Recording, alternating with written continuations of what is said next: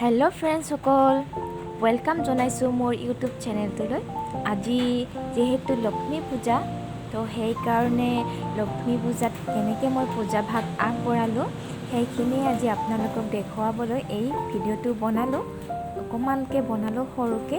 চাব যদি ভাল লাগে লাইক শেয়াৰ কমেন্ট কৰিবলৈ নাপাহৰিব লগতে যিসকলে মোৰ চেনেলটো নতুনকৈ আহিছে প্লিজ চেনেলটো সাবস্ক্ৰাইব কৰি দিবলৈ নাপাহৰিব আজি লক্ষ্মী পূৰ্ণিমা তো লক্ষ্মী পূৰ্ণিমাত এনেকৈ সাধাৰণভাৱে মই পূজা ভাগ কৰিলোঁ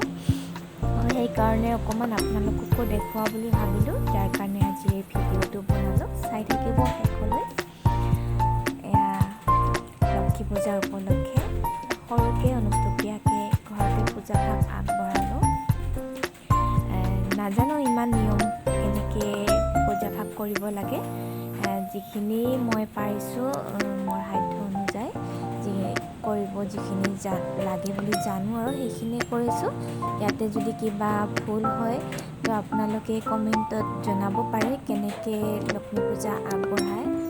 তো মই যিখিনি জানো সেইখিনিৰে পূজা ভাগ কৰিলোঁ তো ইয়াতে ভুলো হ'ব পাৰে যদি আপোনালোকে কোনোবাই ভালকৈ জানে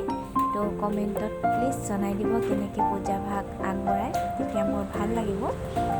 তো এয়া আছিল আজি লক্ষ্মী পূজাৰ আগবঢ়া প্ৰসাদ অকণমান পায়স বনাইছোঁ লগতে খিচিৰি অলপ বনাইছোঁ তো এনেকৈ পূজা ভাগ কৰিলোঁ মই